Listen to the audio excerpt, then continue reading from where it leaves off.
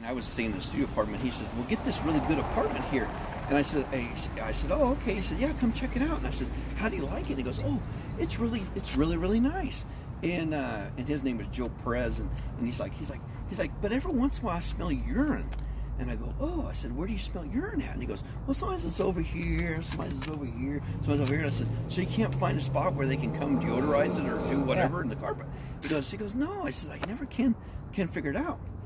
So during that same week, I met the other Joe, who was the anesthesiologist, parapsychiatrist. They've seen each other in the hallway, of course, but they never had officially talked to each other. So, but his name was also Joe. His name was Joe Bose, and Joe used to live in 609. And he says, CW says, there's this grossly obese lady that died in there, and he says she'll come wake you up. And I said, "How do you know she's there?" He says, "Oh, you'll smell like urine and stuff." So here's this guy confirming this still. Oh, it gets better, confirming those two things, right? So I said, "Oh, that's really cool," And I didn't tell him about the other Joe. Tell me about the smell of the. So when that room came available, the other traveler that was there, she was her name was Janine, I think it was her name. Anyway, she ends up getting that room. And she goes in there, and she stayed in that room until almost about a month before her contract. It was a 13-week contract at the hospital, and she ended a month early. And so I got friends. By that time, I became friends with the gals at the front desk. And I said, "Why is she come in?" She goes, "Well," she said, "I'm not supposed to tell you this, but since we're friends, I'll tell you this." She says, "One night, CW says she comes running down it comes down the stairs and she's crying, and they thought she got raped or got something happened or something went on." And finally, when they calmed her down, because they were going to call the cops and everything, and finally, I seen this weird shadow, and I was like, "Where is that even coming from?" Oh, there's no way it was coming from those folks way over there. No, it's probably, like I said, things come to me. I mean, it was like it was standing right next to you. Oh yeah, it's probably true.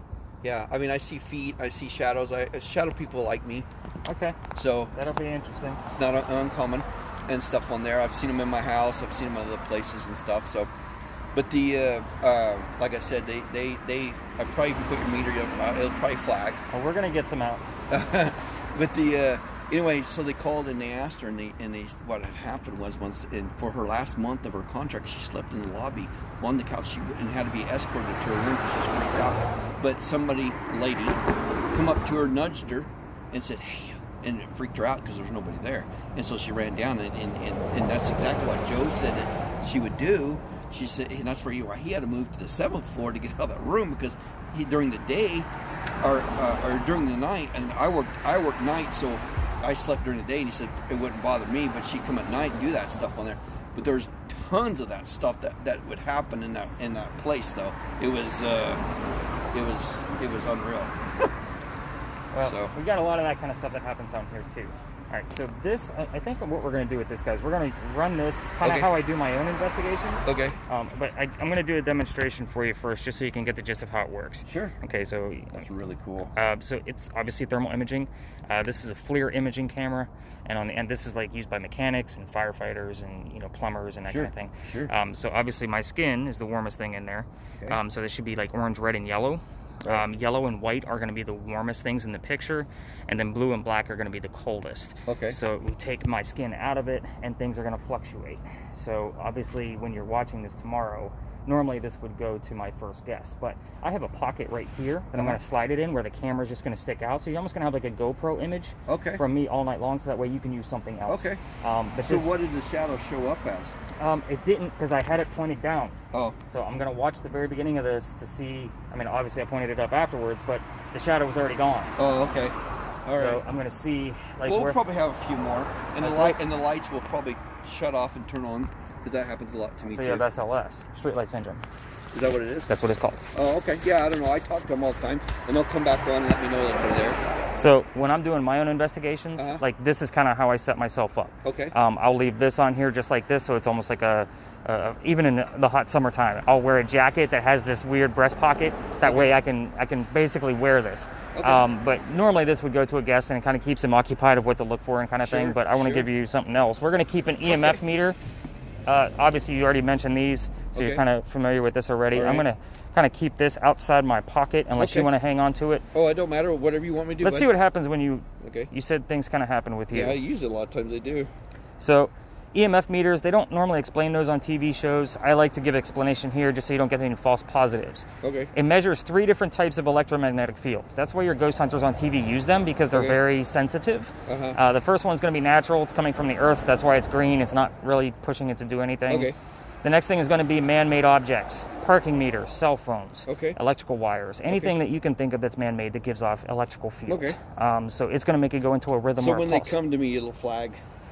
We're still going to try to debunk things. So that's kind of my gimmick, is honesty. Like, I'm not going to ooh, sure. You know, yeah. if it goes into a rhythm, it's more than likely coming from a man-made object. Okay. But if it stays there pegged, though. If it stays there pegged, it's still a rhythm.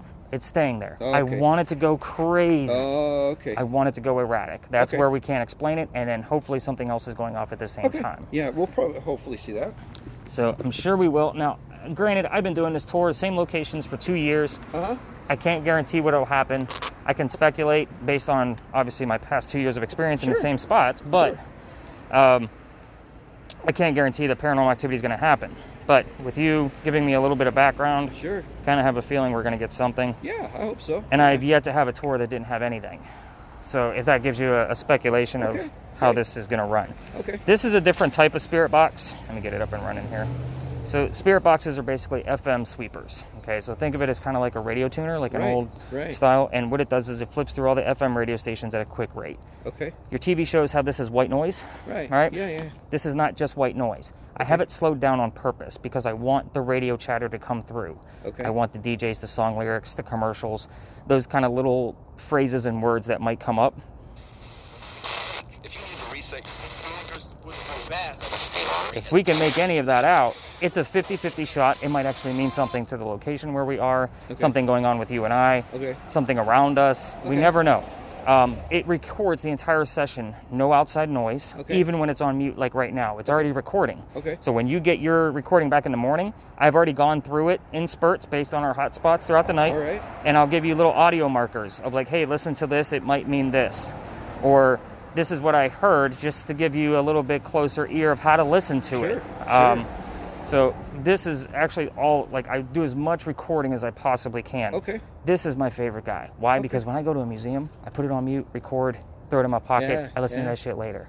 So, like, and then I got this guy running and nobody has a clue what the hell I'm doing. So, not to mention the audio recorder is on my, you know. That's awesome, So this is actually going to go to... Have you had some really great experiences? With this? With just anything? Every night.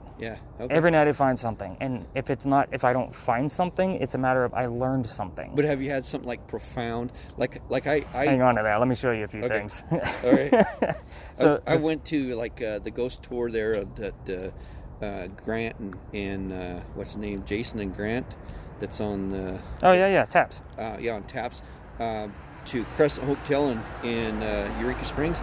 And they got their, that Civil War guy on there. And then I work in Estes Park, and that's where the Stanley Hotel's at. Okay. The most haunted hotel in the world. Right. And my daughter keeps begging me to take her there. I have people that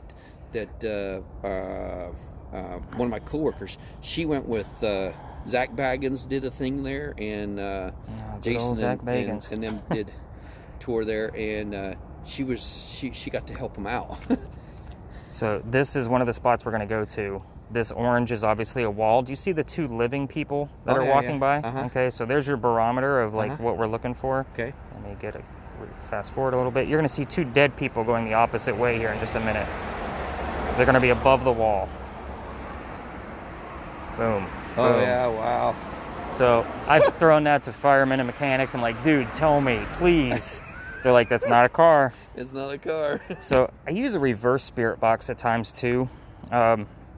And the way the reverse spirit box works, we probably won't get a chance to use it ourselves just because we're going to be talking so much and it doesn't record. Sure. But the way this guy works is it's literally just a man and a woman saying random words, and then they flip the audio backwards. So if something comes through in forward motion, you obviously have something going on. So this is what it sounds like. So pretty much like gibberish, right? So let me play something for you that I actually caught with it, just to give you an example of what it does. Where did it go? Sorry, all the great evidence I, of course, post. Yeah, no worries. This is cool. All right, so this is going to be from the regular audio, and I usually go off on my own and let my ghost hunters do what they're going to do, and then I repeat what I heard in real time and say rewind by 5 seconds. So you're going to hear my voice too.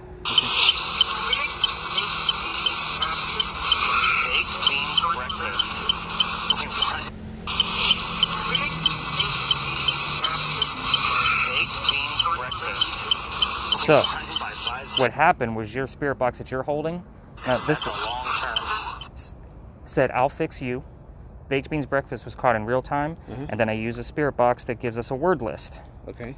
That's the one we're going to be using tonight just so you can have it. Now, what this guy does is it's meant for shits and giggles. Okay, so it's supposed to give us random words at any given time, but 80% of it's bullshit. The other 5 to 20% is where I come in and try to make sense out of our locations and what's going on with us. And it'll save everything to a list. We're going to clear out the last tour I did, so that way you get the full list back. But this word list gave me the word tea. I'll fix you baked beans, breakfast, and tea. I was talking about a woman from England in colonial times who would have fixed her kids baked beans for breakfast along with a cup of tea. Wow. So that's awesome. Yeah. Yeah. So that's the last tool that I like. This will be basically the tool that I use along with I'm holding a lot of stuff too. Okay. So I do have I am set up for a whole team of 10. So I have lasers and different temperature gauges and all kinds of shit. Now the lasers and stuff, I'm very careful with just because there is a laser law in Charleston. And we are on the streets. So it's, we could be flashing people and all kinds of stuff. Right. So what made you get into this though? You had never being believed as a kid, the things that I was seeing and witnessing. All right, because I was going to say you had to have something. I was raised Orthodox, dude. Yeah. I was the sinner for believing in this shit. Yeah. And does my family agree with it now? No, but they understand that what I do for a living is very near and dear to me. Doing this and showing people how to use different tools and not the fake stuff you see on TV. Right. It's a big deal because I'm trying to bring some light to, and of course I do my own experiments too. Like I got a Tesla coil coming. My daughter and I are going to be tinkering with that and adding the spirit box to that. Wow. Like there's a lot, and I use spirit boards and non-mechanical electronic devices too. But and I work with psychics all the time. Just called one of them yesterday. I'm like, hey, I got some stuff going on. Tell me what's up. So he just started spouting off because he's the one guy I trust. So and he knows what I do for a living. Right. You know what I mean? And he believes in obviously all of it. Right. And he's just like, I'm glad I sent you the stones to keep you protected because you got some dark folks coming to your tours. They're not the spirits because your spirits are well and good. It's the people. So did he just give you a purple amethyst and something else? No, actually, most dark stones, most of the black stones that are like obsidian and onyx and that kind of stuff. Sure. And I bless it in salt water because I have it fresh. Sure. So I do it under a new moon to make sure everything kind of refreshes itself. Okay. And I do that every 4 to 5 months. I just refresh them. I have 2 sacks. I have basically 2 little hex bags hanging from my bag. Yeah. They're filled with stones, blessed from some friends of mine. Yeah. Got to keep everything grounded, so to speak. Yeah. So let me tell you some ghost stories. Okay, great. Now that we're up and going. Yeah. So this place that we start here on purpose, because this place used to be called Big John's back in the 1970s. Okay. Big John Kennedy was his last name, not Candy, but Kennedy, 3 syllables. Okay. He played for the 1947 New York Giants. And whenever I'm telling you stories, by the way, I'll emphasize certain words just to see if they're going to come out of our spirit boxes or in any way, shape, or form. Okay. So 47 New York Giants, and he owned the place, and he used to sit in the back of the bar, and obviously we have the Citadel nearby. So the cadets would come over after training, and they would have a drink. Well, Big John would tell the bartender if they were of age or not. And one night, 2 guys come in, they're not of age. John tells the bartender, cut them off, get them out of here. They leave, pretty pissed off. They come back the next night, and they try to steal the cash register from the front of the bar. So Big John sees what's going on. They get into a little rough and tumble. They start beating each other up on the floor. A couple of shots were fired. John gets shot in the neck, and it ricochets and lands in the wall. He gets up after beating the 2 guys up and tells the bartender to get him a beer and get the 2 fellas an ambulance. Now, nobody died in that story. John got shot. It's the bullet hole that still haunts the place. It's the one that holds the paranormal activity. It doesn't always have to be a dead person. Really? Wow. So people that sit in the front of the bar tend to get a little dizzy, nauseous, queasy, headaches, those kind of things. I tell this story on purpose. Another reason why I start here is because I don't know how this stuff's going to affect you personally. Sure. So if you have any of those symptoms, please let me know. Okay. I've had people pass out. I've had psychics just look at me and say, I need to go. Like, this is too much. Yeah. So Well, someone's I just- welcome everything. So, and I'm completely open-minded. I'm a devout Christian, but I believe in all this stuff. I mean, I can't deny it. That's the thing. What I've experienced, what I've seen. But the funny thing is you still don't have answers. None No. of us do. No. None of us do. No. One of my friends that was in my Bible study group, I was elk hunting with him 2 years ago, and I was telling him a lot of stuff because I have family members that can verify, because they witnessed the same stuff and a lot of stuff. I mean, I've heard angels calling from the heavens. I've had all kinds of stuff on there. And he looks at me and says, "Do you ever think that you might be a modern day prophet?" And I go, "Never in my life would I But thought that." He goes, "Well, you're a pretty rough guy," because I am a pretty rough guy. And he says, "You're a pretty rough around the edges kind of guy." And he says, Peter was the same, or Paul was the same way when he was Saul, and then he got converted. And the Paul, he says, "Maybe you're." I found humor in that, but there's, I mean, I get people of all kinds. I mean, I get little kids that are the best skeptics in the world. Like, they're just like, I don't believe in any of this. Yeah. They were dragged along. Mom and Dad thought it was cool, but 6-year-old Billy was just like, ghosts aren't real. This kind of thing. Yeah. The other thing about this building is that we had a big earthquake here in 1886. That's a big deal for Charleston because it's Charleston. We don't get earthquakes. So if you've been on any other tours, they probably showed you earthquake bolts. If not, I'll show you some later and explain what those are. Yeah. But apparently this is where the first death occurred. So the mantle that's above our heads also goes around the front of the building, and a piece of that mantling from the front came off from the earthquake, struck somebody in the head and killed them. Oh, okay. I don't have any proof of that. It's just tales that I've heard from other tour guides, and I also like to get people off their mindset of, I could get sick from this tour. Sure. So let's go ghost hunting, buddy. Let's go this way. Right. You just want me to just carry these like this? Yeah. And when I say go ahead and let's get that spirit box turned up, there's a little wheel at the very top. I'll show you when we're ready for it. All right. So this first place we're going to is kind of a practice area. Okay. When I have teams of 10, it's more or less where I can get to bounce around with everybody and kind of show them more tactics about their device. Okay. So the first, we already have actually a couple of terms. So I can always go back and see where your list is at. Okay. Alter, childhood, port, and acquisition. Now I don't have anything. Now what does that mean again? So these are just random words that the app is coming up with from time to time. This is meant to be for funs and giggles, right? So it's going to give us 80% BS, and then at times I'm going to say, oh, that means this because we're right here. Oh, okay. Gotcha. And it's 99% of the time it's not from circumstance. Okay, here we go. All right, so we're getting some good. So a couple of things are happening right now. Okay. This is obviously going to be our practice area and kind of give us a little bit more. This is what I call the haunted red barn lot. Okay. This is where we keep the horses for the carriage rides. Okay. You don't have lasers. I don't have any lasers. I don't have to give the warning. Okay. The horses are in there. Okay. If we get too loud, they will start kicking. Okay. So the only history I have of this building, and the reason why it's such a great practice area, is because that's where we kept the horses that delivered milk to Charleston. Now, as far as the words and things and phrases that I've heard from all the spirit boxes, delivery, milk, draft, they're draft horses, calcium, eggs, people, carriage, like you name it. I've heard everything that comes up out of these spirit boxes. Okay. Now, spirit boxes on TV, we'll think of Zach Bagans just because he's the most ridiculous. Sure.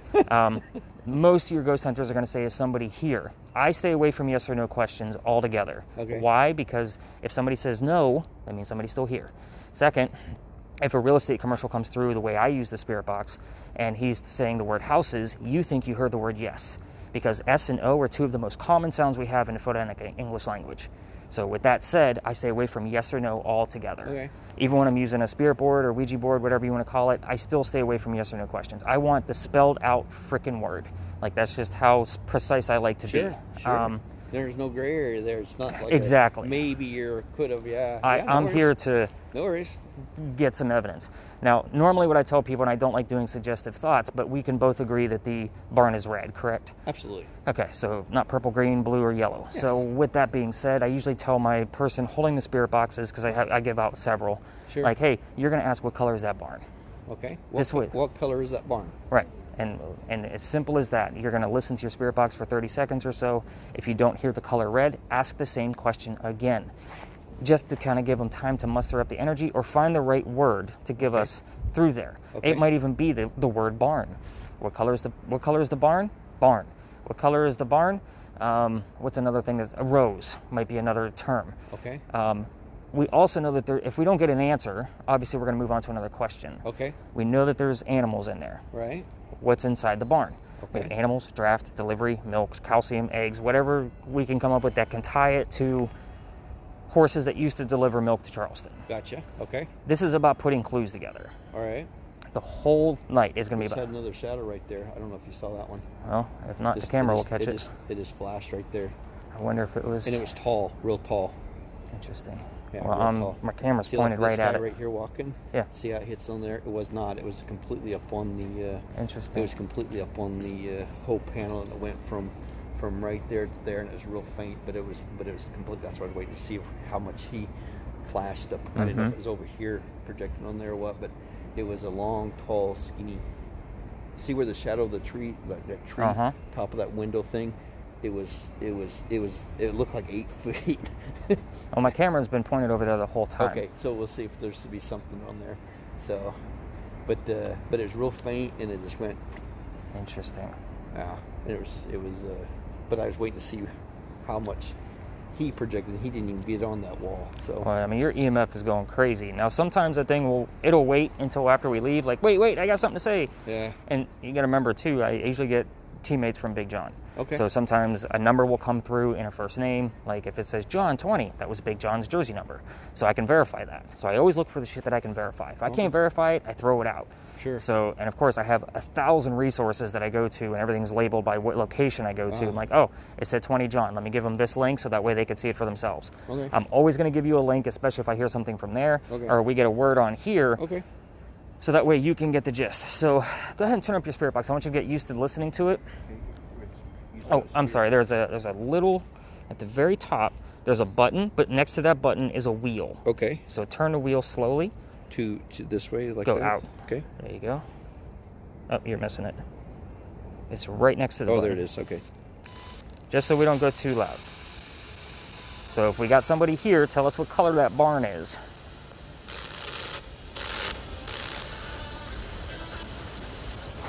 Now, they may have already answered us because... No, I think they're still here. I can feel something. But if they don't have the right word... That's true. It's not like they don't know me here every night. My name comes up a lot. Okay. Just letting you know. So what color is that barn?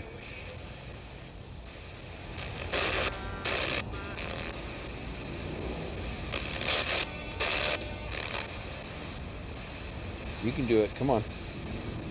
What's in the barn?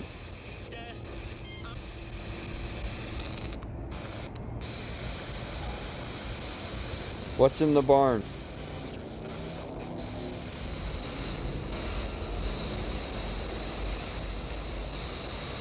Come on.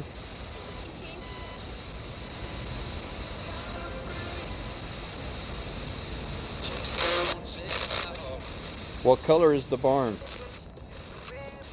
Red. There he goes. Okay. There we go. I heard it. Plain as day. Let's go learn some real history. Right. I just wanted you to get something so we can move on. So it did take a couple times to ask. Well, I normally spend... Go ahead, you can turn that down for now. I normally spend a good 10 minutes in here with folks because, I mean, I got to bounce around with every single person. And that way, you know, they all get a gist of... Sorry, your camera, your view might be a little tilted. That's just the way the pocket is. Sure. Like I said, but it wasn't as dark as this here, but it was just a really faint... I saw like a full figure standing next to you earlier. Okay. This here was just... It was a tall, slender... It didn't even look human form. It was just like a... And I'll be honest, like when really, I do really see and hear things, like I don't bring it up to my guests because I don't put my feelings into this. Sure. So when I see a shadow and I'm like, where the hell did that come from? Well, this is just really, really just faint. Like I barely caught it actually. But like I said, it wasn't a human type form, and it was like tall and skinny. Well, hopefully we got it on camera. But see how really faint our shadow is, like right here, just barely can see it right there. Yeah. That's how that was. It was really, Nice. really faint. Oh, come on. There we go. All right, so if I were to have a grand finale of a location, this would be it. Okay. So we had a little bit of a problem with the homeless here, so I always kind of scout it ahead of time just to make sure we're not disturbing anybody because they don't like all the noise I create. So this is home to Eliza and Charles Pinckney. Who the heck were they? They had a son named Charles and they had a nephew named Charles. They were signers of our Constitution from South Carolina. Okay. So the son was obviously raised here. However, I hate like elections and politics and all that mess, so we're going to move on to Eliza just because she's got a way cooler story and she's the one that usually comes through. Okay. And normally whenever I mention her name, we'll pop up there. Okay. And my light is blinking. Do you see the blinking light back there? That's kind of on the back of the brick building over there. Yep. So that's kind of my barometer of how much shit's going to actually happen tonight. Sure. It normally goes in sync with whatever your EMF is doing. So hold it up like you're going to take a selfie. Okay. And you'll see you will pulse, and then it will pulse a split second over there. Yeah. It's all the energy from here. Sure. And it doesn't always do that. I'm excited for you. Okay. Because the past couple of weeks it's been pretty dead. Oh, okay. Yeah, and I wouldn't be surprised that some of these other lights will do the same thing. Well, that's, again, in the summertime, it's almost like, because I only run 9 o'clock tours, I can almost guess if it's going to be blinking or not, but sometimes it's just on. But, so Eliza is, and this is where Baked Beans Breakfast came from, and the shadow that I showed you on the camera. So this is a very active spot for me. Great. Eliza married Charles at a very young age because her dad thought he was dying back in England, and he wanted all his kids home, and she didn't want to go. So she got married to Charles pretty quickly. There was a big age gap between the two of them. He didn't have any children, and so... Point your camera right over here, please. It's right over here, just where you see that gray spot right there. Just hold it right there just for a minute. There. Sure. So with that said, Eliza was right. Dad didn't die, and he starts sending gifts over from England. Now, Eliza was a botanist, so one of those gifts that he sent over was the plant indigo for her to experiment with. Indigo is what makes our blue jeans blue. It makes blue dye. Okay, so we needed another cash crop after the rice plantations were going downhill to be able to save the colonies. We're talking mid-colonial times, 1750 to 1760s. Okay. So with that said, Eliza already had slaves that knew how to cultivate this crop in our cold temperatures because they were from our gullah culture. They were from Africa, straight from Africa, right off the boat. So they knew what they were doing. And therefore, she turned indigo into a giant cash crop over in Mount Pleasant. So you were in the opposite direction if you were at the Angel Oak today. So Mount Pleasant is north of here. Yeah, that's where I'm at. That's where my hotel's at. Okay, so you're probably a good 10 minutes away from Snee Farm, which is where the crops were moved to. Oh, okay. So, now, that's just the tip of the iceberg of the things that Eliza's done. But what I will tell you is that there's some weird facts that she likes to tell us about. She was the second wife named Eliza from Charles, back to back. So she goes by her maiden name, Eliza Blank Pinckney, to not be confused with the other Eliza Blank Pinckney. They both start with L. Now we're going to ask this question, but I'm not going to give you what the answers are. Okay. It's not going to be suggestive thoughts like the Red Barn. All right. You can ask anything you want to about Eliza's death, how old she was, what she died from, where did she die, where she buried, and which U.S. president was a pallbearer at her funeral. Okay. So that's a big question that she's been bragging about lately. Let's see, you can ask what happened to the mansion and why it's no longer here. You can ask what took its place. You can ask anything you want to. Okay. The only thing I'm going to ask is that you stay away from asking about her sons. Okay. Just because there's a tragedy there and usually activity stops. Okay. So if you want to ask about the daughter, the one and only, her name, what did they like to do together? Okay. Whatever you want. Turn this up? Is that what you want me to do? You can do it. Okay. Now that you got some questions. All right. How did you die? Eliza, is that her name? Yep, Eliza. Eliza. How did you die?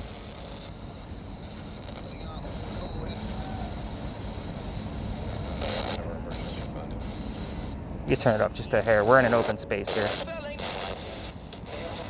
Elijah, how did you die? Come through, talk to us. We're friends. Come on. Eliza, you know the routine. Now available.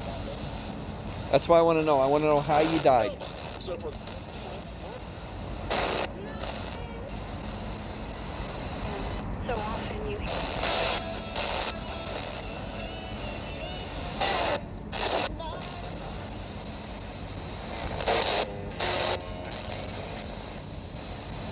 Elijah, tell me,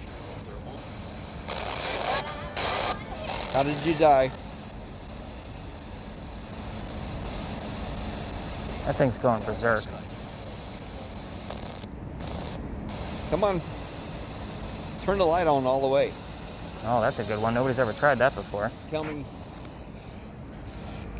That way we know that you're here. Just turn it on all the way. Don't flash with it.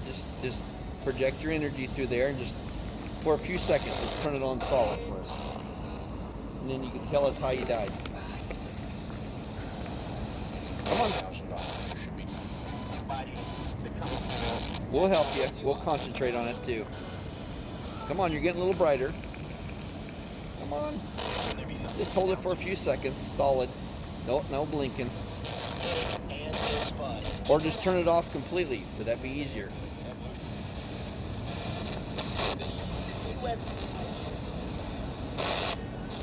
I'm getting words on here I've never seen. You gotta remember, I use this thing every night. Uh-huh. I've never seen forbid, placebo, or Ella before. Okay. Now, my version, because I paid for it, has over 9,000 words in there. Wow. And you never seen those? I've never seen those before. Okay. Normally things like Come that stick on, out. Elsa. Eliza. My bad. Sorry, Miss. Said your name. How did you die? Either make the light go out or make the light come all the way on. Quit messing with it. Okay, there it's going out. That's okay. There you go. Set it all the way out. That's fine. All the way out. Turn it off for a few seconds. You're almost there. Eliza, if you get close to that light, it'll probably stay on. Now, either way, she can turn it out or turn it on. Either way, we're all good. Turn it out. There you go. There you go. There you go. Now we know you're there because you're almost there all the way out. Good job. Now, can you turn it all the way on? Come on.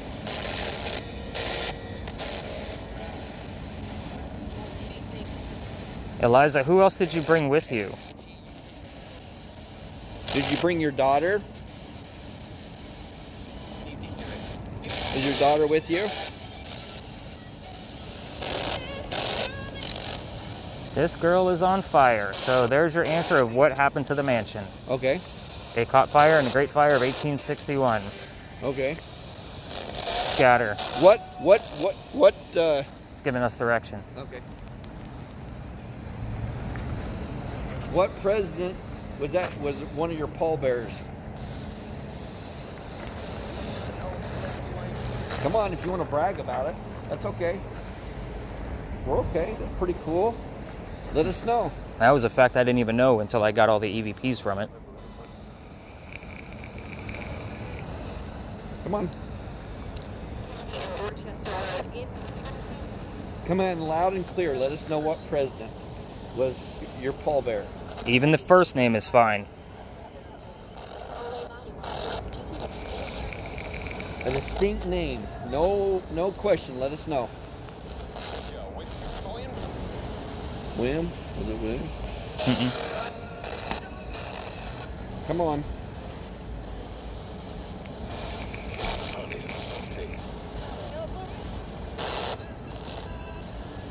There you are. Come on. Come back here to us, okay? It says grin. Huh? It's almost like she's chuckling at us. Okay. Well, we can laugh with you too. You want us to laugh? Are you happy? Because we're cold? Is that why? Let us know what president. Let me know how you died.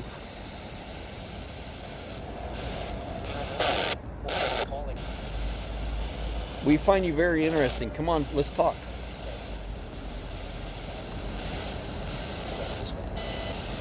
Eliza, I know these are the same questions every night, but you know I'm out to prove that you're actually here.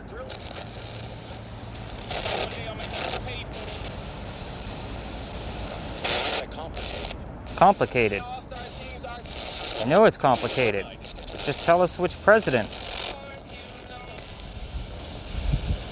I'll even take his first name.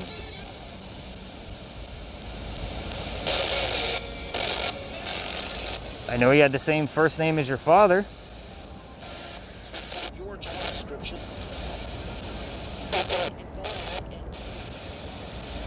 Was it Ed? No. I thought I heard it in there. We want a very distinct. Don't. Come to us and let us know. Come on. How did you die, and what was the president? That's the only way in and out. They're going to be backing up. What's that? They're going to be backing up. I try to just stay out of everybody's way. Yeah, no worries.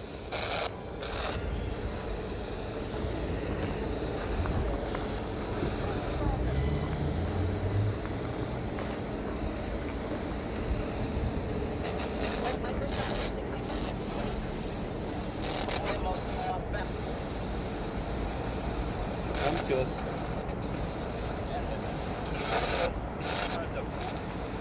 Let us know.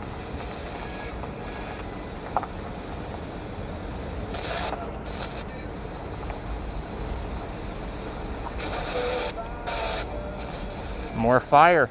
Yeah, we know it's fire. You've said it. I've heard it 3 times now. Can you tell us what year the fire was? 1868? Close. 61. Oh, I thought I heard 60 something.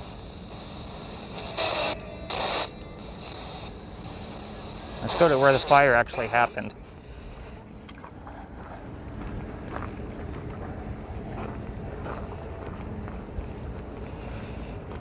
Come on, beautiful. Tell us. Speak to us. What was your daughter's name? Was she beautiful like you?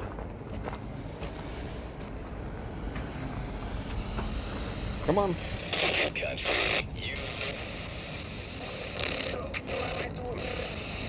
It's my first time here in Charleston. Come talk to me.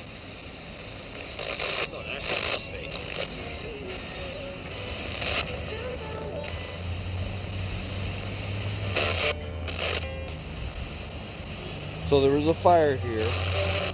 How did you die? What was the president's name?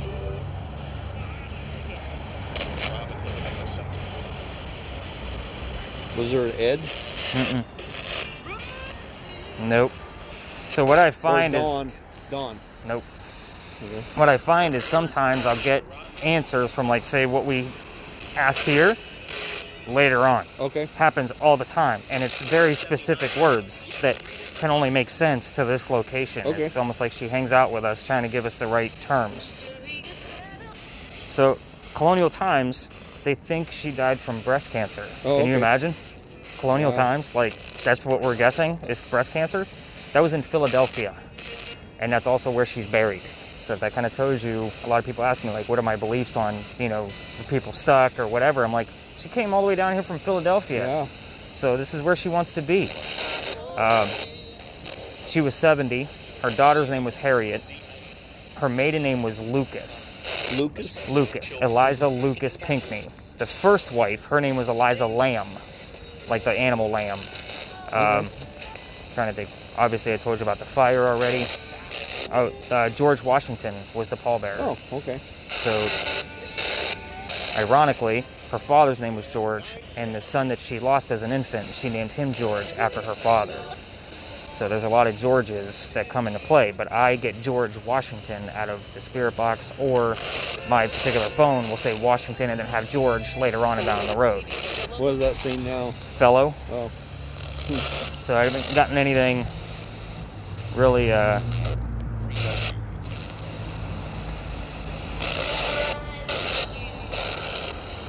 Okay, we're gonna leave. You're not gonna talk to us then. Can you tell us goodnight or goodbye? Come on, be nice.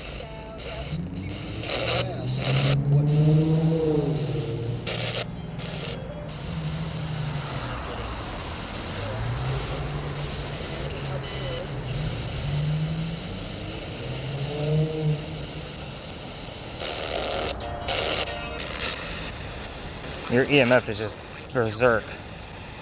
That's what I talk about when I can't see a rhythm out of that. Like it's just, like it's going to go to red here in a minute. I don't know how long it's going to be there. Yeah, it's been going to red since we kind of popped into here. They've never even done an archaeological dig here. Really? Never. Wow. And they're going to put a commercial hotel here. It's already supposed to be here. So I don't know what that was. Very clear though. I needed headphones for that one.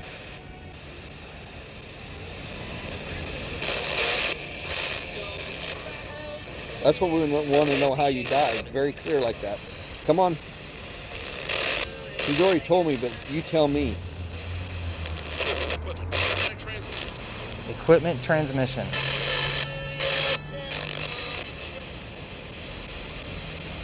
Come on.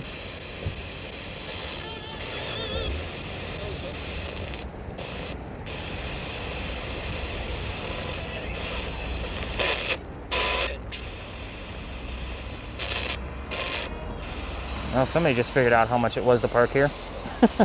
What's that? Said somebody just figured out how much it was to park here. How much is it to park here? It's a lot. I think it's like $18, and you can only do a minimum of 6 hours. Wow. They get you every time. What is that up there? Those are pretty fancy. It's a bar. It's a bar? Mm-hmm. Wow. We have a couple of those like that around here. Don't want to scream. Don't want to scream. Pretty interesting, huh? Mm-hmm. I never know what I'm going to get here. I've had Charles come through. Like, he just pushed Eliza out the way and said, my birthday's in October, and I died in October, and I was a politician, and I was governor, and you know what I mean? Like, everything's about him. Bad days. Don't want to scream because you had bad days. Oh, is that right? Okay. Don't want to scream because you had bad days. All right.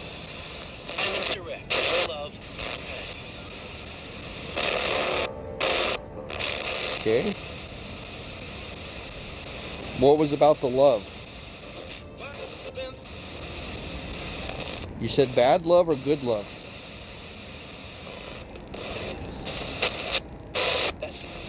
Best love. All right, best love. All right. Who was it? Was it Elijah? Did you hear? It said Elijah. I heard something there. Like it was close. It did. Elijah, right? Is that your name? Eliza with a Z. Okay, that came through. That came through. So, who was your best love?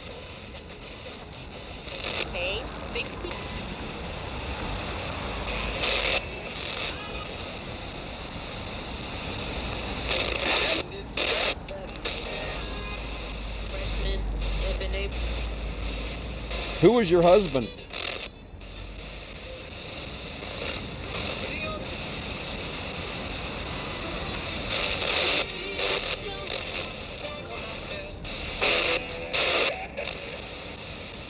Who was your husband? Who was your best love? Was he your husband or your daughter?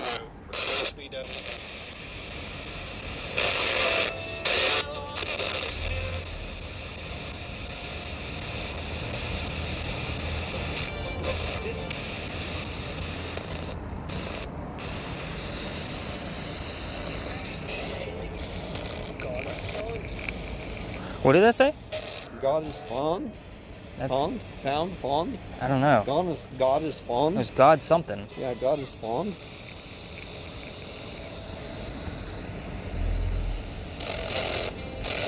That was weird, huh? It was.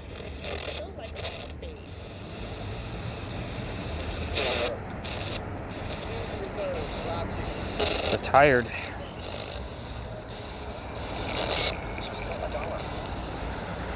Can you tell us what political position your husband had?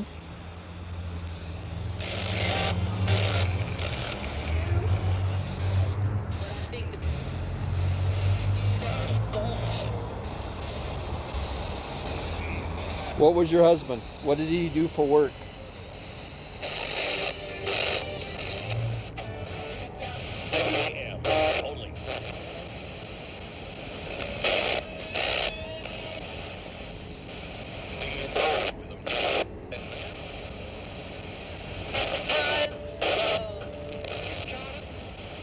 Who was Ed? Because I've heard Ed several times on this. Who was Ed? I had an Ed pop up last week, and I couldn't find a trace. It was actually back over in the Red Barn lot. Okay. I couldn't find an Ed or an Edward that played with John. So I've heard it about 4 or 5 times.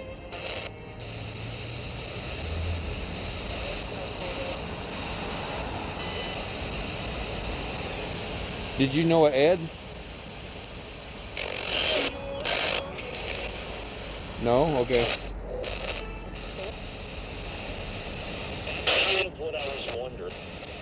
What I always wonder.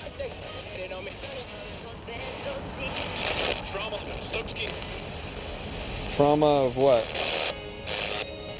What trauma? Trauma of what? Really good, super cool. Is that me and Nick? We're really cool. I heard night.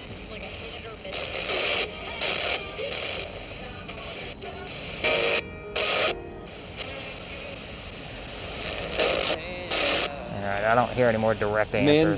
Man down who? Dead, okay.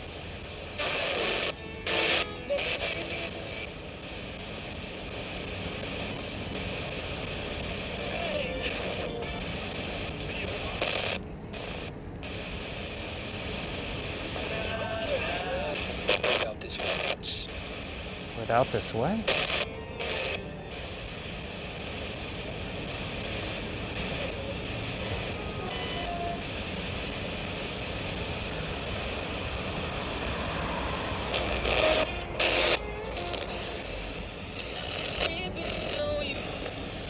Bride? Huh? Okay. Okay.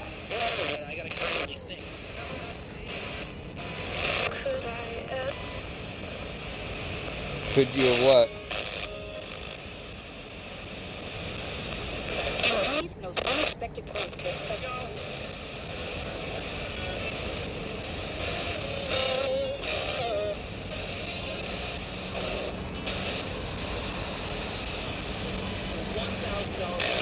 Hearing a lot of money terms in there. I know, I am too. Yeah.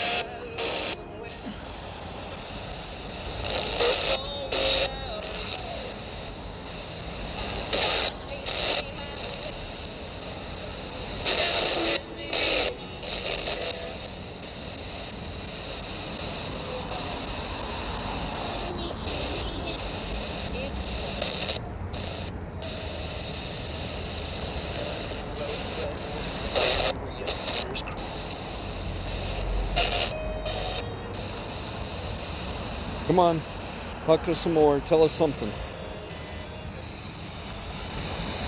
What does that say? I got recruit. What does recruit mean? Tell us what recruit means. Hey, let's watch.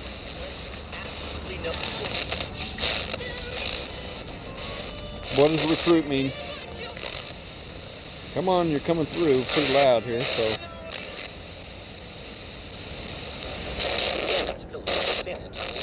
Creative. Creative, okay. Were you an artist? Creative want. Was you an artist like me? Well, she was a writer. She wanted to be. Oh, okay. But she was creative with her botany. That was her allowed creativity for females at the time.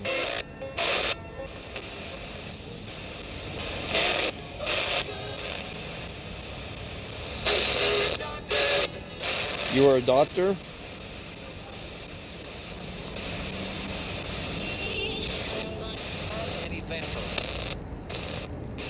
That thing's going nuts.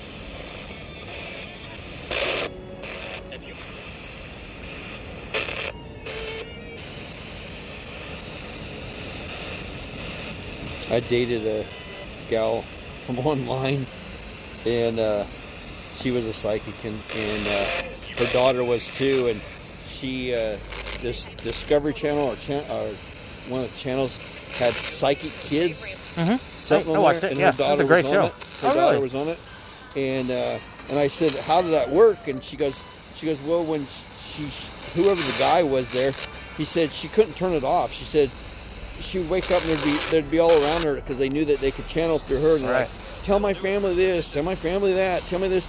And she said, so that's what she learned is how to turn it off. And I said, well, how did the show work? She says, well, what they would do is they'd take them on a plane, wouldn't tell them where they're going, and they'd fly them. They'd fly these kids to different places. And she said, it was with Chip Coffey. Chip Coffey was the lead. Yeah, that's who the guy was. Yeah.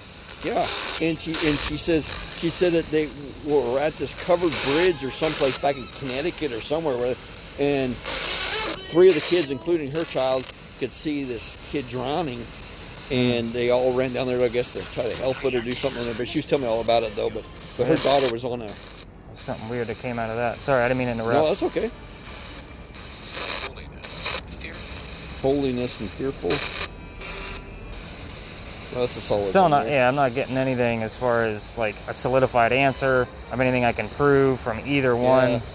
So, from here, I already gave you the answers to the questions anyway. Yeah. Okay. So, from here, let's go ahead and turn the spirit box down. Okay. I walk people up about 4 blocks up to Lodge Alley. You're in Charleston. You need to see some cobblestones, and of course, I do get a little bit of activity there. Okay. I just saw a cobblestone street over here somewhere. Trying to think of where you were. I walked down towards the park thing By where the the waterfront? waterfalls are at. Yeah. Yeah. Yeah. You've probably seen the side alleys that have. Yeah, side alleys. Yeah, Yeah. it was all cobblestone. It was really cool. I took some pictures of it. Yeah, we're gonna walk through one. Okay. It's called Lodge Alley. Okay. On the spirit box, like when I listen to it tomorrow morning, I'm listening for names, and I'll Okay. explain why once we get Okay. there. But it's definitely a masked up area because people are gonna be outside eating because we're gonna walk past them. So I'm trying to take a few hits now.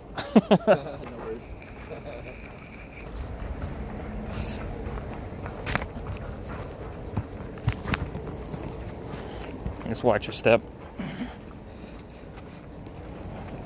So do you have tours like almost every night then? I have tours in the wintertime. I'm actually going to be cutting it down to weekends only. Just Friday, Saturday, Sunday, and then I do private tours for like bridal parties and shit like that on Mondays.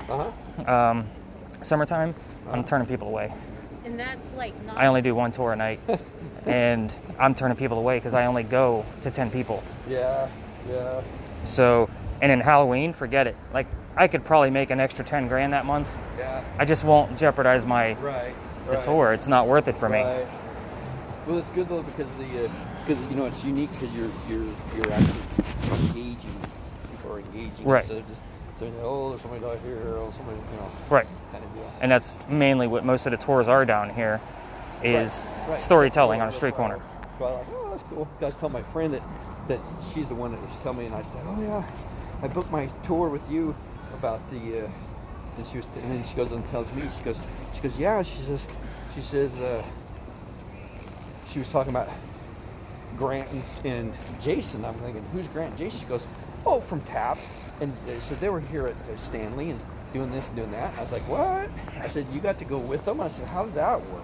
So this Saturday, like Grant and Jason actually have subsects all over the United States, and we have one here in South Carolina. They're coming down because one of their guests was on my tour, loved what I did. We've been in contact ever since, and basically this is kind of like my initiation Saturday night after my regular tours. Like I'm taking them somewhere, showing them my methods, kind of like how I do things. So I'll probably be on one of the tap sects from Jason and Grant. Yeah. And I guess Chip Coffey comes around every once in a while, to kind of help out the crews. And Chip, I'm enthralled with Chip Coffey. That's why when you said Psychic Kids, I'm like, I remember that show. That was Chip's show. Yeah. Yeah, I'd never had watched it, and she was just telling me about her daughter and stuff there, and she was like, she asked and says, how do you turn it off? Because, and he's like, it's a privilege for them to come through you, not you just to give it up, kind of deal. And she was trying to explain to me, because I was like, can you sleep? She goes, no, they'd wake me up and want me to do this, and then when I'd wake up, they'd leave me alone and do all this stuff. And I said, how many would she? She would see dozens sometimes. Yeah. And she said, and they're just all over. And her daughter would, got that gift from her too. And I don't know how the show found out about her, but she said, have you ever heard of this show? And I was like, no. It didn't last long. I think it only made it through one season. Yeah. I mean, and Chip was on the hell was it? Paranormal State was the name of that show, where it was a team from Pennsylvania. That's what started all of the TV shows, was that college kid. But he was chasing down demons. Oh, really? Oh, yeah, like nasty stuff. Oh, yeah, that's no good. Yeah, and it got to be too much for him. I don't even know what he's up to these days. You don't even hear his name anymore. Yeah. So I wonder if he got I don't know. I mean, he was writing books left and right, and something major happened to him. yeah, could have. I mean, I know he took quite a bit of a beating through some of those. Like he was helping people in ways that I don't even want to get involved with. Yeah. And that was my hesitation to get involved with this tap team. We're gonna make it right here. Okay. So this is Lodge Alley. As you can see, Cool. Yeah. not many tours come down here, which is really nice. So you're now inside the original Charlestown walls. This is considered a quiet area, by the way, which is kind of why I'm whispering a little bit. Okay. So this is one of the original streets we had here in Charleston. Okay. Now, the buildings around the edges of the Charleston Peninsula weren't there. This is all man-made shit. Like, we've built out land to put more buildings. So this would have been... Kind of like how Cancun did, where they built right. part of the island, the peninsula, they go out. So the smell of low tide would have came through here a lot because... so the people that lived here were considered lower class. Okay. So the cool thing is there were actual shotgun houses here. So do you know what shotgun houses are? Okay, so shotgun houses, maybe it's an Eastern thing. They're basically houses you can shoot a gun through the front and it'll go out the back. They're that small. Oh, like they're basically like 2-room houses. Okay. So that's what was here. And do you have other tours planned for Charleston? No. Okay. I was gonna say, because some of the tour guides will tell you like these bricks are laid out because it's the exact latitude of Charleston, and that's a lie. It's just so the water can drain. It's the only reason. But these are bricks made out of clay, handmade, hand-laid. You can see that they're all uneven. None of them are the same spacing apart. Yeah. This is just an interesting place because I have the full list of names of every person that's ever lived here and their occupation. Now, this is Lodge Alley Inn, obviously named after Lodge Alley. Every hotel has a claim to a ghost. None of them give me free rooms, so I'm going to have to start paying for them just for more podcast episodes. But I like to take people at least through one cobblestone street, and it's a great view of St. Philip's Church from here. Oh, yeah, that's really cool. Yeah, I took pictures of that earlier. So if you never know where you're at and you're lost down here, just look for that steeple. It's the tallest one we have. Okay. It'll kind of guide you right back where you need to be. Okay. It's also slightly tilted. Okay. Do you remember the earthquake I told you about? Yeah. If you actually measure it, it's a little off. Okay. But we're actually going to go right up to that. We're going to cut through a neighborhood real quick. Okay. So that's a definite, like, turn that all the way down. Okay. Just because we're not supposed to be in neighborhoods. Yeah, no worries. There's a lot of stupid laws I have to follow. No worries. But I'm going to kind of throw in one of the locations I used to take people. I can't take you through it, but I can at least tell you the story. It's really cool. Okay. Once we get up to that area. Just because I don't want to skimp on time. We spent actually a pretty good amount of time at the Pinckney site, which is good. But there's these are all houses. People are sleeping. We had my first definite shadow figure was in my house before we moved to our new one now across town, and me and my wife were going in through the front door, and we always had the kitchen light on, and we had the shades pulled, and it was a distinct shadow. I mean, it literally, I honest to God thought there was somebody in the house. Come through the deal, and I said, "Shh, there's somebody in the house." And she goes, "What?" And I go, and she thought it was just BS and her just trying to scare her. You know? I go, "No, shh, quiet." And I said, "I'm trying to watch through." So we had one of those, and you could barely see through the glass, but it had this. I put that smoked sticker stuff on the window. Yeah. For people, but but there's a little gap between where it's clear glass, and I was trying to look and see, but excuse me, see if I could see any movement or anything else on there. And I couldn't see anything, and our dogs weren't going nuts or nothing. But I kid you not, it was as dark as our shadow, just like projecting, literally like somebody was walking right in front of the window. Crazy. She didn't. I don't know how she didn't see it. But anyway, so there was a guy that was out of work, and his name was Robert, and he ended up dying. He moved down to Florida, and he had an epileptic seizure, and he died. or diabetic seizure is what it was. And he Okay. died. But anyway, and they people always told me, like, well, he's psychic, you know, and all this stuff on there. And so, so I go, Robert, I heard you. Take note of this alley. This is the story I'm going to tell you. Okay. I'm just not allowed to take you through it. Oh, that's too bad. Well, it is the prettiest spot we have in Charleston. Now, I used to take my guests through here. We got new neighbors. They are forcing the tour guide law lines because there is a residence at the end of this. So I don't even bother anymore. And you can see it's empty. This normally would be jam full with tours. Normally. Like last summer, you couldn't make it through here. Like we were fighting for space to tell the story of the doctor. That's too bad. But I'm going to tell you the story here. Anyway, so I went and talked to Robert, and I sit down with him, and he bug-eyed at me. He just looks at me like this. He goes, "You have a ghost man in your, or you have a shadow man in your house." Yeah. And I going, "How did you know that?" I didn't tell him anything. Nothing. He goes, "Don't worry about it." He said, "It's benevolent, not malevolent." And he says, "You bump into it every once in a while in the hallway." And I said, "That's exactly what I was going to talk to you about because yeah, you have it." He says, "Yep, you saw it. Here's the shadow." And I was like, I didn't give him any clues. Didn't even. Yep. All I did is sit down with him to say. I have a few psychic friends like that I trust with, that I can, like when I called my friend yesterday, I'm like, Yeah. "Hey man, I got some stuff going on. Tell me what's up." I mean, I got personal stuff, you know, and he doesn't know all that stuff. He just Right. knows because Right. he lives in Myrtle Beach. I live down here, so he doesn't know all the extra things going on in my Right. life anymore. And he doesn't do like. That's actually, he was the one guy I was doing investigations with before I got tools and gadgets and gizmos. Because he lives in Myrtle Beach, so we were going to write a book based on his ability. Kind of like make him the new Chip Coffee. Yeah. And Who's the guy that's in Hollywood? It's kind of I think he's kind of a gay guy, and he's very good too. He's a young guy. young guy? Yeah, he's really young. He's really good. He's been on a lot of different shows. And I'm going to say, because Chip is about as gay as a $3 bill. maybe it is Chip then. Okay, Maybe he's it is. older though. Like he's definitely older. Oh, this guy's younger. This guy's like in his 30s. I don't know who then. I don't know what his name is though, but he's very super accurate. Super accurate. I know that there's that. Dark-haired guy, skinny, dark-haired guy. I know who you're talking about. It's the he's a. They call him the psychic to Hollywood. Maybe I don't know. I'll have to look into that. Yeah, he's very. Oh, this is so cool right here. Yeah. It's so cool. I wonder if I can take a picture of that Yep. with my phone. Do you mind holding that? Not for at a all, man. second? This your is tour, so man. cool. I took a picture of it earlier, but not like I didn't get to go this close. This is so cool. Oh yeah, love it. Maybe I'll catch a EVP or something or a.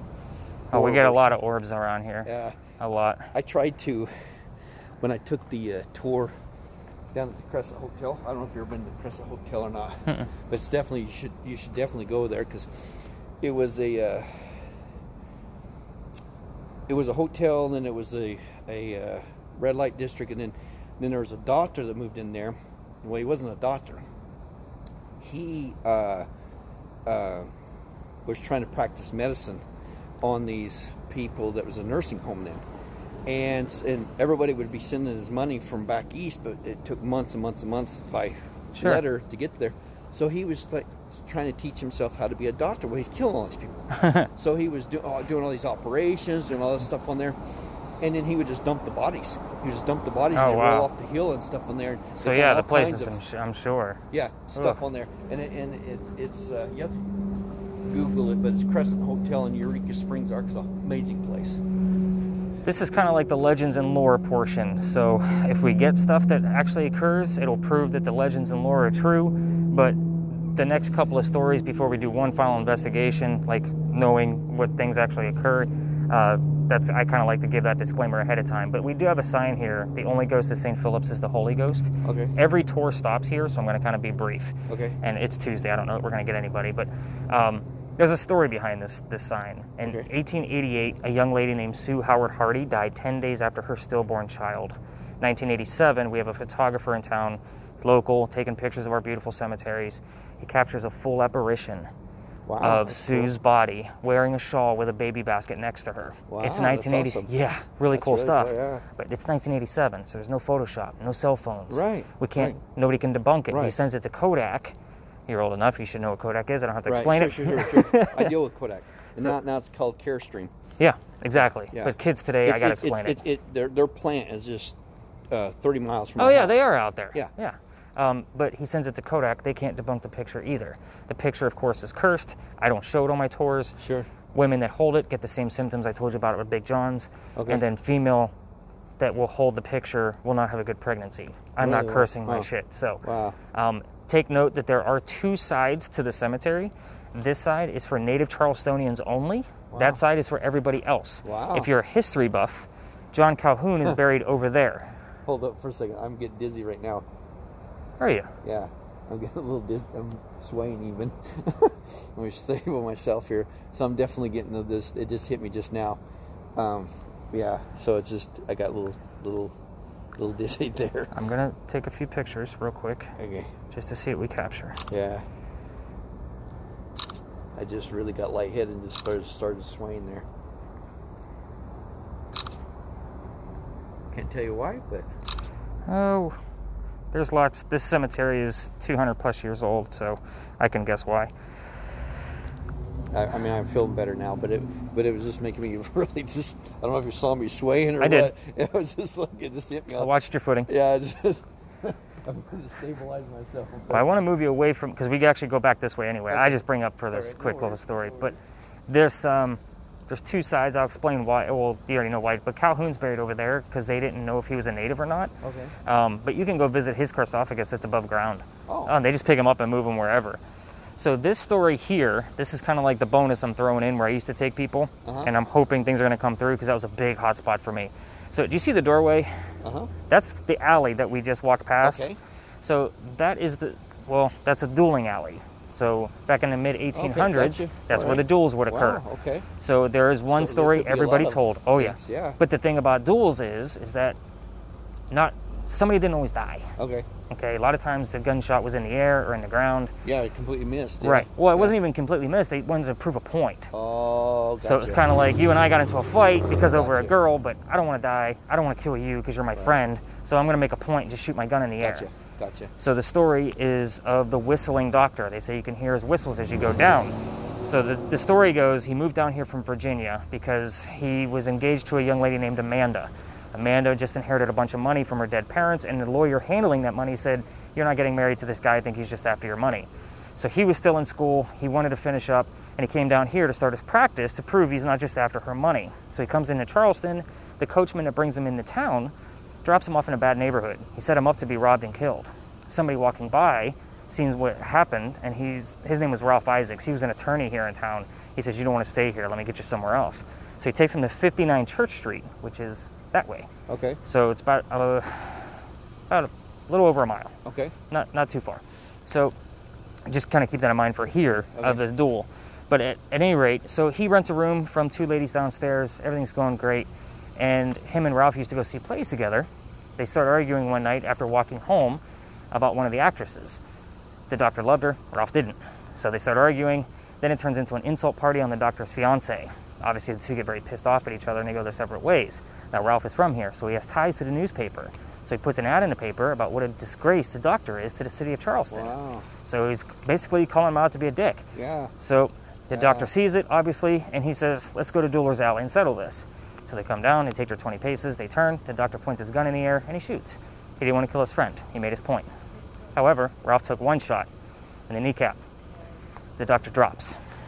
So his friends pick him up, and instead of carrying him through the gate, they carry him home to 59 Church Street, where he died 10 days later. Wow. So because he was such a happy guy and Amanda was moving down soon, he was known as the Whistling Doctor throughout town, and they say you can hear his whistles as you walk through there and or gunshots. I get more evidence. I get doctor, I get kneecaps, I get wounded, I get all kinds of things. I get Ralph's name pops up all the time. So again, when I tell that story, I'm hoping that I'm going to be listening to this and hopefully something comes out of it. And I don't tell the story anymore because I'm not allowed to go down there. Yeah. I was never allowed to go down there, but we, obviously Did did. anyway. Yeah, we did it anyway. Yeah. Everybody did. Yeah. All right, so a little bit more legends and lore across the street here. Take note of that building with the gas lamp. Okay. Those are so cool. I've seen all those. Oh yeah, they're all over. So obviously this is the other side of the cemetery that I pointed out where Calhoun is buried. And that house with the gas lamp, that's the pirate house. It has a big anchor on the front. You can't miss it. Somebody lives there. but that's where Blackbeard's men used to come in off the ships. Really? Wow. And Blackbeard would stay behind and watch the ships, but the men, they would meet with a few girls, have a few drinks, and have a place to stay. They also dug a tunnel from the pirate house 1 block up that way over to Dock Street Theater. They did that because there was a hotel up there where they can find their prostitutes, and Planters Hotel also put on shows. Okay. So they would be entertained while they were here. All 3 of these buildings tie in together. I tell that story on purpose in this order so that way you have a gist of where you're at. There was a young lady that worked at the church. Her name was Nettie Dickerson. Last Legends and Lore story, I promise. Oh, that's So, okay. They can do whatever. so she worked here, but she was past the marrying age of 17. Nobody wanted her. So she was 23 years old. Some stories say 23, others say 25. But she's seen all the prostitution that was going on down at Planters Hotel, where Dock Street Theater is now. So she went down there to go get a job. She buys a great big red dress, and she becomes the best loved girl in the whole place. However, she's still not happy. It's not what she thought it was going to be. So she used to go out to the 2nd story balcony and ponder about coming back to the church. The priest sees her, so he comes back. He actually goes down there, and he is trying to talk her into coming back to the church. Storm rolls in, lightning strikes the wrought iron banister that she's leaned on, and it kills her. Wow. Okay. Now, they say you can see her from the knees up only. Why is that? Because when we did some renovations on Dock Street Theater, we raised the 1st floor ceiling, so she's walking on the floor that she knows. It took a nerd like me to figure out the construction of the building and basically realize, why do I have such a short ghost and I can't see the hem of her dress? I just seen, the last apparition thing I seen was at the hospital I work at now. And I was standing at the nurse's desk in the emergency department, and I looked down, and there's a gentleman standing beside me with loafers and khakis, and that's all I could see was from the knees down. And I looked up, and the nurse says, "What's wrong with you, CW?" And I says, I just saw somebody literally standing just like this, just right next to me, just like that. Just from the knees down? And just from the knees down, I tried to look up, and I didn't see anything else but that. But a week or 2 later, she seen the whole figure in a reflection of the glass in our it's Trauma C, which is our cardiac place where all of our heart patients come through there. And she said that she's seen the whole thing. But they were just telling me about, and this just happened to me last week. It's happened to me multiple times, but recently, just going into the cafeteria, we have to push the button to open one of our doors, and when I walk up to it, it will open on its own. And they said that started happening after a guy in one of the trauma bays. He wrecked his motorcycle, I think it was, and crushed his skull, and he died in the hospital. Oh, wow. And I didn't work that, and they said ever since then that door's been opening like that. And I said, well, I've seen it. I mean, I witnessed it multiple times that it's happened to me. And they said that they could hear footsteps coming down the hall, and then the door will open up on its own. And it's weird because I'll stand there and I'll say, "Oh, thank you for opening the door." Right. I always, just like when the lights do its thing, I always talk to them. My wife at first thought I was just crazy doing it. I said, "No, let's just stop here." Anytime I get an answer, it's a thank you. And I said, I truly believe this. I said, let's ask if it's your dad, because her dad died from cancer. My dad from the wreck I told you, and then her grandma died. And I go through names and who is it, kind of deal. And I'll ask it questions. And then when it will either flicker or during a lot of times it goes completely out and then it comes back on and even be brighter than normal. And then it dims back down to confirm who it is. Right. And then I say, "Hey, thank you." But, and she's like, and I stood there and I said, let's just wait and see if it comes back on. She goes, "Oh, it's just a power short." I said, "No, it's not." I said, just wait here. And I said, let's just ask it. And then it goes, boop, it comes back on and just like super bright. And she's like, "Oh my God." So ever since then, she was like, and then she tells her mom that, and she's like, "Oh, my mother-in-law." She's like, "Oh, great. He's crazier than what I even thought before." And so her grandma dies, and a butterfly comes in the garage and lands on the deal. It was like butterflies are not even out yet, right? They're still caterpillars. Sure. Morphed. Yeah, that's common. That and cardinals. So cardinals. Yeah. Really? Okay, cool. I love cardinals. But anyway, so it lands on the couch where she always sat. Could have been either 3 of the cushions, but it lands right where there. she always says. And when she was gone, I think she was down coming to see us. She lives in Nebraska, and she was coming back and seeing us.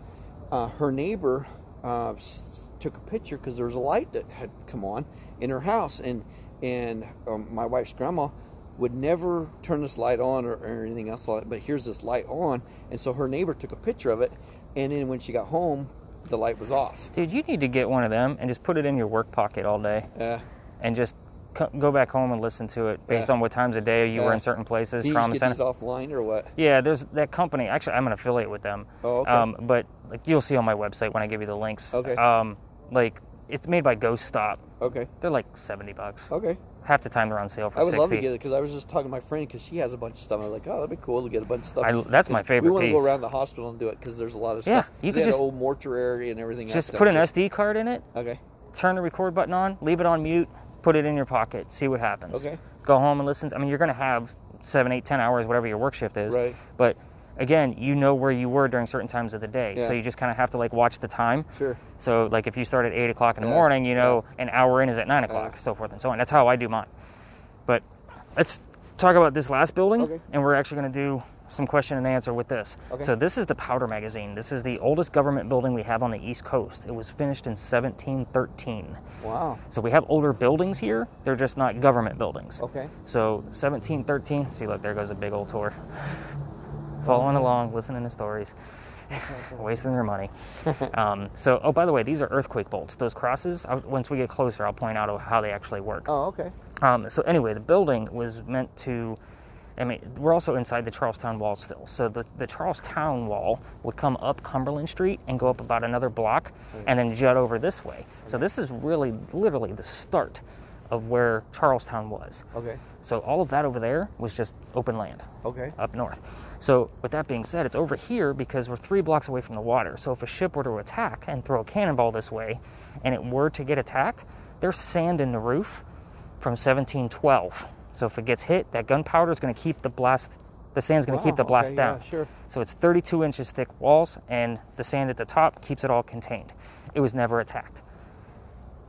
It's also very small. It holds a lot of gunpowder because it came in barrels, of course, but it served in 7 different wars, and they just shifted it up and down the coast. So there's no deaths that occurred here. The reason why this particular story is tied to it is because it's the same time period, and we don't have any other older government buildings. So things cling to it. This one person clings to it. Okay. I didn't even tell this story before because I'm not a fan of pirates, but we're in Charleston. I have to talk a little bit about them. Okay. Young lady moved here with her dad from Ireland. Her name was Anne Cormack. Okay. She was the illegitimate child of the father's maid. The wife was really pissed off and kind of shunned. Kind of like an Arnold Schwarzenegger thing. Yeah. So they moved here to Charleston from Ireland. Yeah. And that was 1709. The building was finished in 1713, so obviously she got to see the construction of this building. Sure. By the time she turned 16 years old, we had pirates coming through town, and she falls in love with one of them. His name was James Bonney. So father doesn't approve, so she marries him. She runs away. She's now Anne Bonney, no longer Anne Cormack. James did not become the husband that she was hoping he would be.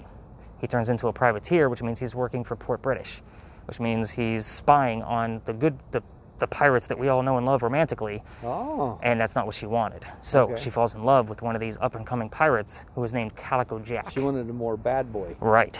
Okay. So the bad boy has his own ship now. He just got promoted.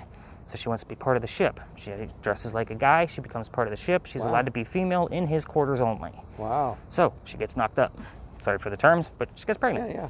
So what's he do? He drops her off in Cuba to go have Wow. the baby so nobody discovers that she's a female. Wow. So when she comes back to the ship, we don't know what happened to the baby. Baby's no longer around. Huh. We don't know if the baby made it or what happened. But she comes back to the ship, and she's female. She don't give a damn. Like, she's pissed. So what happens is that she is part of the crew, and she finds out that most of the crew are a bunch of drunkards, but they captured another ship, and there's prisoners aboard. She starts flirting with one of those prisoners. Turns out that prisoner was doing the exact same thing that she was doing by dressing like a male. She was a female. Wow. So she reveals herself, and the two become friends. So we have Anne Bonney and Mary Read as friends. Uh-huh. Okay, so Anne Bonney and Mary Read are defending the ship against the British one day, and it gets captured because all the drunkards downstairs can't come up and fight. These two brave women were the only ones that went to battle. So obviously the ship gets captured. All the pirates from downstairs, they are tried and hung. Mary and Anne Bonney reveal that they're female, and then they plead their bellies, which means they are pregnant. So they are tried and they are convicted for piracy. However, they were not. Their hanging was delayed because they were pregnant. So Dad still has money from Ireland. He lives here in Charleston. He bails her out. No problem. Mary dies in jail. What we know of Anne Bonny's life after she got bailed out is she came back to Charleston. She went up to Virginia for a short time. Allegedly, she married and had plenty of children and lived to the age of 84. How we got to such a specific age when we have all these holes and gaps in the story is beyond me, which is why I'm here. Yeah. So hopefully you can have some questions. Like, we're going to get close to that building. We're going to Okay. chat a little bit. You can ask a few questions. We'll Okay. see what comes up. Okay. I'm hoping for anything piratey terms. At Okay. first, I didn't even believe this story. I'm like, it's so bullshit. Yeah. Like, there's no tie to her here. But it makes sense because of the time period. Okay. There's nothing else here Yeah. where she's going to say, okay, it's not her dad's office of where he worked. Sure, You know, sure. and the farm that he actually, you can Okay. turn it up a little bit if you want. Okay. If we get any EMF, would be super interesting. So earthquake bolts. After our big scare in 1886, the government decided we're going to put these earthquake bolts in. And mind you, this is all over California because they took our idea. It started here. So do you see these square pads on every floor on this back apartment building? Okay. They're like tan color and they got a bolt in the middle. Okay. So the gist is if a building gets quaked, Okay. the earthquake bolts can be tightened and the building will go back into its regular form. Oh, okay. Got it. Square it back up. Yeah, it's basically turnbuckles. Okay. Yeah, sure. So these were our first earthquake bolts in all of Charleston. These big giant crosses. presses. Right. Okay. They've never had to be used. We never had to use them again. So this- what was the reasoning behind the earthquake? Did they say? We don't even have that much information. We don't even have a Richter scale measurement other than 7 point something. But yeah, oldest government building on the East Coast. And we know that the sand is still there because they did some reconditioning of it in the 1990s. And the sand was still there because sand doesn't disintegrate. Right. Right. Huh. So how pretty cool is that? Yeah, it's really cool. Yeah. It's amazing that how just I Now, don't know. the phrases and terms I get here, save my child. So it looked like there was another external building that was added to this. You can see how the change of the roof right here looks part of a pitch of a roof here that was added out to here too. So this building See was, what I'm saying? Yeah, this, like, it wasn't always a powder magazine. So in between it being a powder And magazine there's for the remainder part of the other building probably. this was a mercantile. Oh, so okay. it did all kinds of different Gotcha. things. Right now, this front part is a museum. These are apartments. Okay. So people actually live there. The funny thing is right next to this building, I don't know if you could see the roof from here or not. So if you look just below where that white framed window is, you see another roof. Right.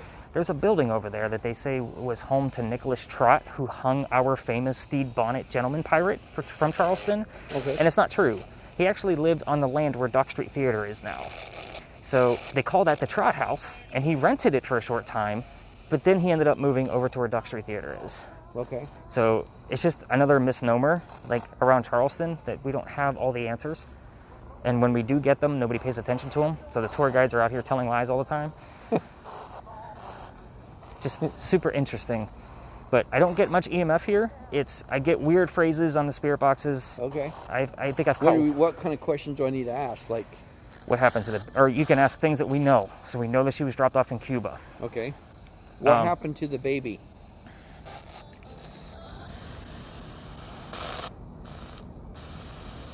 What did you do to your baby? What happened to your baby?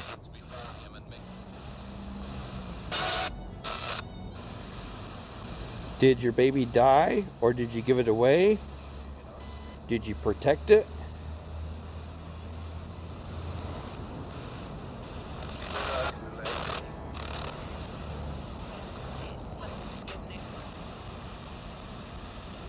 Eyeglass House is the worst.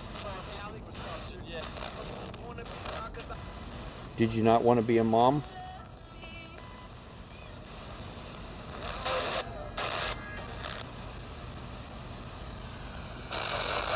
What was the name of the young pirate that you fell in love with that had his own ship?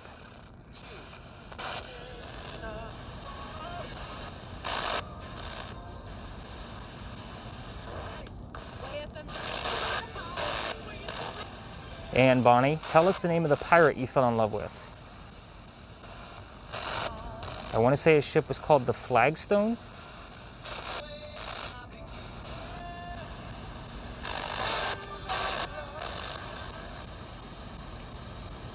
How old did you live to be? I've had that come through, 84. I've also had her date of her trial come up. I've had 300 come up. 300 because it was November 28th, 1720. Oh, okay, gotcha. Which is ironic because I started doing this part of the tour on November 28th, 2020. Wow. Exactly 300. So you have kind of a connection to it. Yeah. It was almost I didn't want to believe in it, so I didn't do this part because I thought it was part of the legends and lore portion I did. But there was a lot there too. Yeah, there was. Try to get a little bit here too. Now. That's interesting because I don't normally get anything. Come through. Come on, talk to us. Let's make sure it's not from my phone. Come on, talk to us. When I do get something, it's... Let us know you're here. Anne Bonny, female famous pirate. What happened to your baby? Okay, it's a heartbreak. What was the heartbreak of?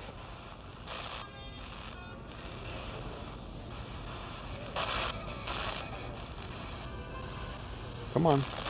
Come tell us. We're here. We're open. We want to listen. We're not judging or anything. We just want to know. Let us know. I think it's pretty badass that you were a female pirate. It's really badass. It's amazing. Hung with the boys. I try not to use terms of today. Belly. Okay. Sure. Take it. Yeah. What was in your belly?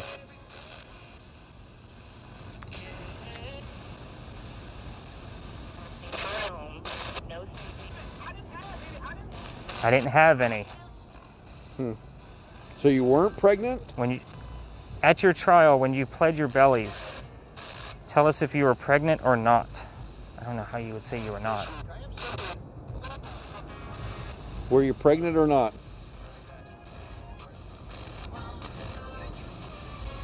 Did you have a bombito? What? That was weird. I saw it too.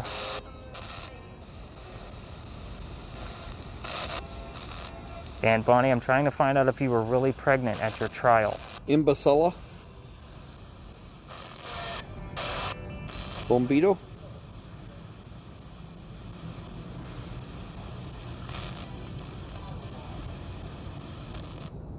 But that was the exact term that she used.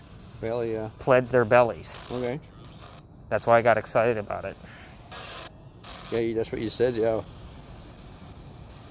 I don't think I've ever seen that term either, to be honest with you. What happened to your baby? Come on. Come clear. Let us know.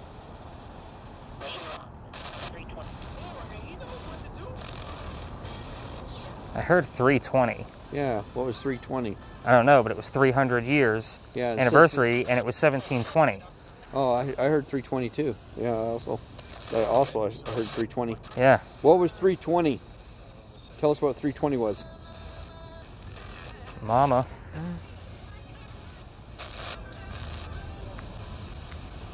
Come on. Give us a very distinct response. Just talk to us. Come on. Yeah, anything.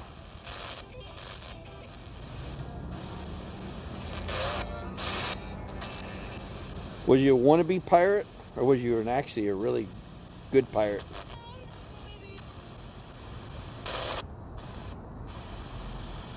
I've had Calico show up here before. Calico? Calico Jack. Oh. That's what really got me, like, okay, look where? Where am I looking? Left or right? Straight ahead? Is that what you just said? It's straight ahead? Straight ahead where?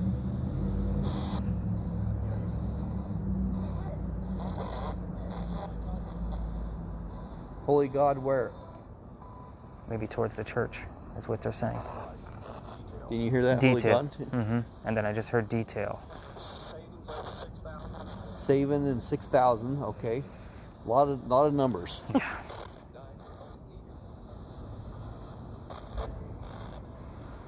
she was a pirate. She was after treasure, which had value.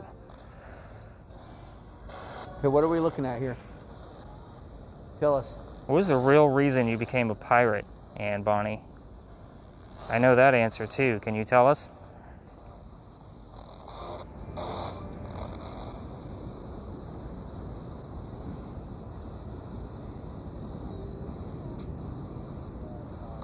Talk to us.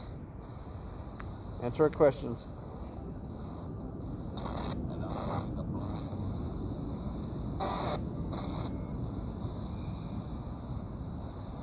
Which way are we supposed to look, and what are we looking for? I'm telling you, I think she wanted us to look this way. Yes, it said something God and.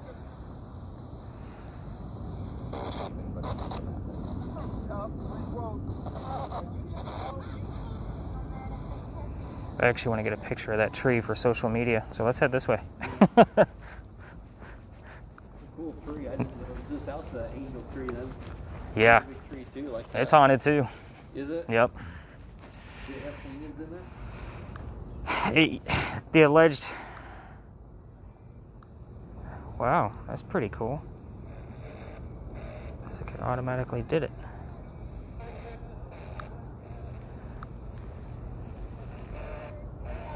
Can you cast your shadow on the wall and let us know what you look like?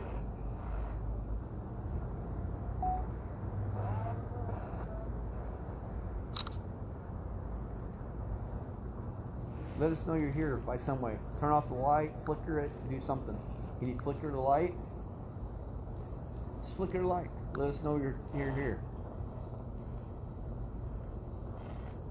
We're not asking much, just a little bit.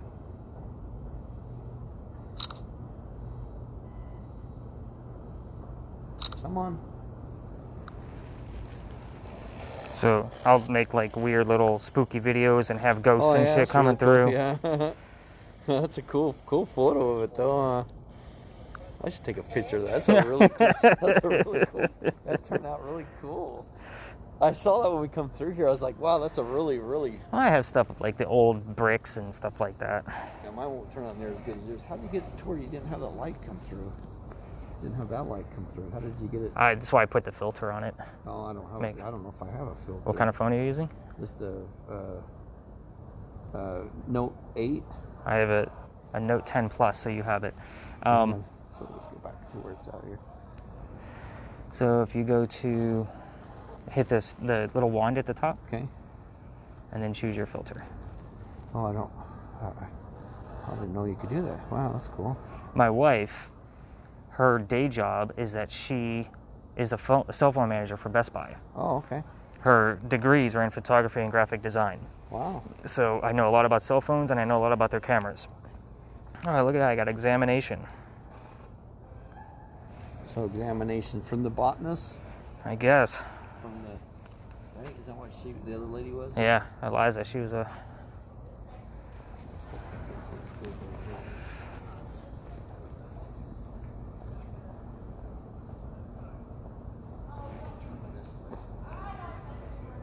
I think I was kind of like in the path of the light, so that way I wasn't getting it.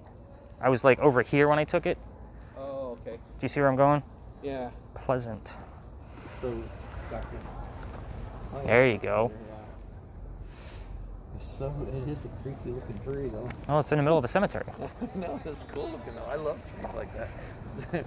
When I saw the angel tree, because I saw it on the Travel Channel like years ago, and I'm like, God, I'm going to be right here. I'm going to go see it. Okay. One more question. I'm going to call it. Okay. And what kind of, which direction? Are you grabbing an Uber from here? Yeah. Like, okay. Yeah, I hopefully can get one. You should be able to this late. Should be some drivers out. Okay. Give us a good answer. I don't know what question you want to ask. And Barney, anything you want to tell us before we shut off our electronic boxes, our magic boxes? Last chance to talk to us. We're your friends. Something good. Tell us goodbye. Can you tell us goodbye?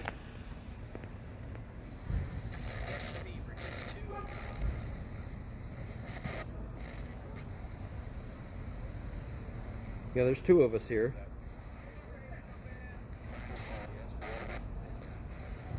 So one of the questions I'll ask when I separate from my teams is, if somebody's here, tell me how many people I brought with me. Oh, and okay. a lot of times somebody will turn around and say, I just heard the number 5.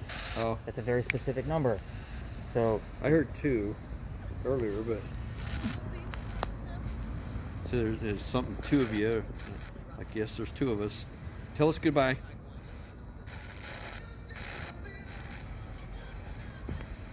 Tell us see you later. Adios, whatever.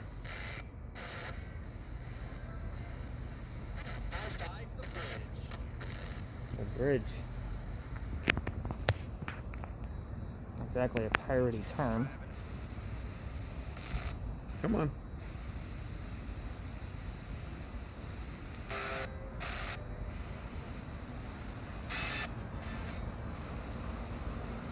Oh shit. Church. Okay. Yeah, I heard church. Outside of church is what I heard. Outside the church where?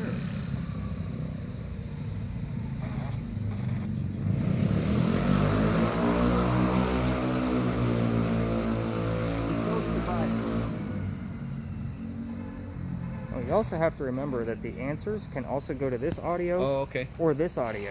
Gotcha. So that's why I throw so many things at these tours as I can.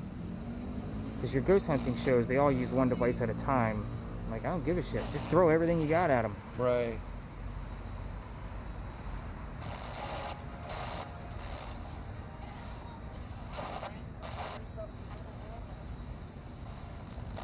Tell us your name again. What was your name again? I forgot. Tell me.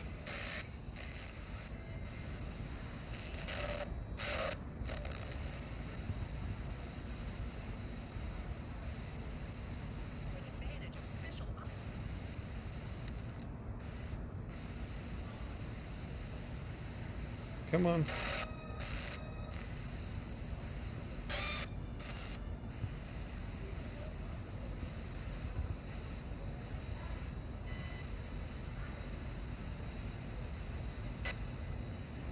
Come on. Cash, okay. Ounces in cash. So another thing I look for too is thermodynamics in reverse. Uh-huh. Because thermodynamics, the laws state that if a cold spot appears, that means something else has to get warmer. Because Right. temperature has to balance. Sure. So if that goes from like 48, 49 degrees all the way up to like 60 in like 5 seconds, that means there's a cold spot being generated nearby. Okay. And I've caught several times where it was generating heat. And there was a cold spot nearby. To me, that particular spot would be just as much evidence as a cold spot being Sure. formed. Sure. Because that doesn't happen often. And I got a lot of that at Gettysburg when I was up there. Oh, wow. Yeah, I hear a lot of people have a lot of stuff at Gettysburg. I don't They have said- a they ton, said- but I have enough. My friend I was telling you about that saw the thing. She said she saw people there that was and she said that's one of her. She's like really big into it now, but just because of that. Yeah. And they went and visited, and she said that she saw spirits and stuff there. And she's the same one that saw the doors closing, and then a week or two later, after I seen that guy, you know, from the knees down, she saw the whole figure. So the game plan, there's a building over here that's haunted. Uh-huh. It's it's an old restaurant, so like the doors don't stay shut and that kind of stuff. Just normal haunting. Right. But the goal for my business is to have a building where I sell ghost hunting equipment, books on the paranormal, and then upstairs has apartments, so I can actually hotel it out for like 10 people a night Oh, at that's $500. cool. Yeah. But they'll all have a ghost hunting kit. Oh, that's The cool. wife will do the thrill ride photo ahead of time. Yeah. You know what I mean? Yeah, yeah, it'd be fun. But yeah, I got some people on board. They're just waiting for me to hire them. That's cool. Yeah, that'd be a cool experience and stuff on that. At least you have a goal too. You know, that's Oh, yeah. you know that you're ambitious to do something. You know, to